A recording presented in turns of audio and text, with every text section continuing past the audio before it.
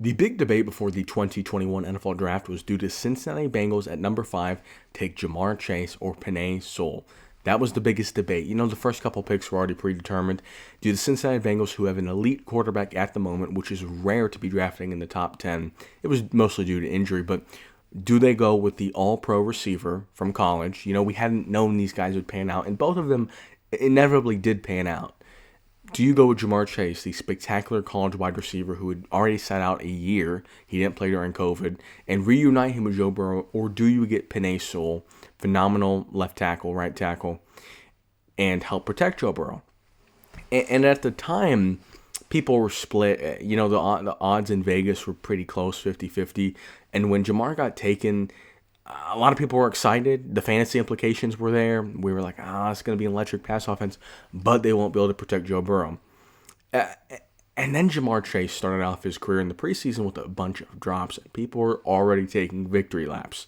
Since then, Jamar Chase has had a multiple back-to-back-to-back phenomenal seasons. Joe Burrow and the Bengals made the Super Bowl and lost to one of the juggernaut teams in the Rams.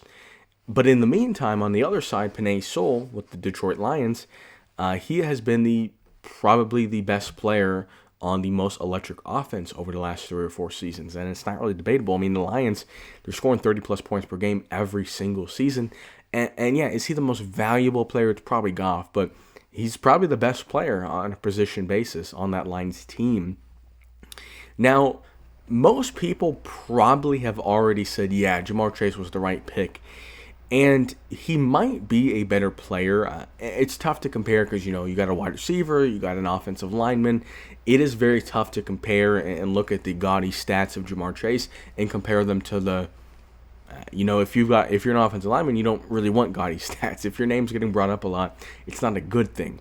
But here's the thing: is let's say that Jamar and Penei Sewell impact points per game to the same level. You know, if Penei Sewell's out versus if Jamar Chase is out, the offense drops in production by 4 points per game.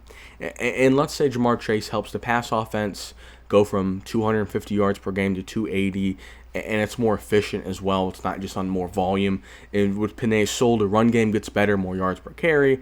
And then obviously they will affect the other side. You know, Jamar Chase helps the run game because he draws attention to him. Penei Sewell helps the pass game because he's also blocking.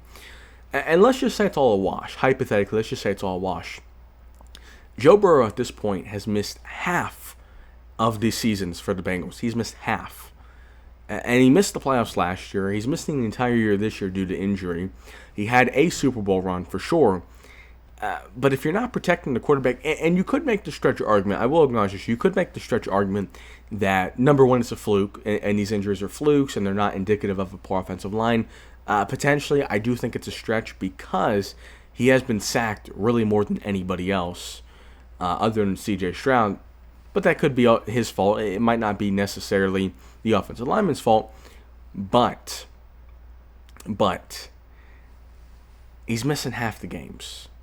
You got to think that even though the pass offense might not be as electric, potentially, you know, maybe it gets better with Penei Sewell in place of Jamar Chase. Not literally, you know, we're not going to line them up at wide receiver, but if we swap them, the offense on paper, you'd look at, you'd be like, T. Higgins, okay, whatever.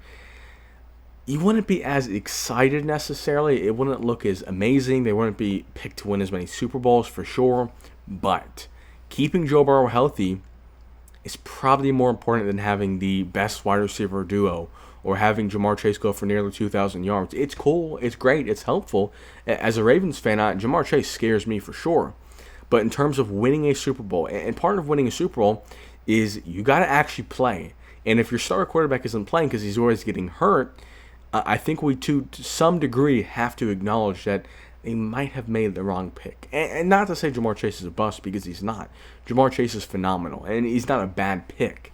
You know, we've seen Jamar Chase's career play out, and we're not disappointed in Jamar Chase, for sure.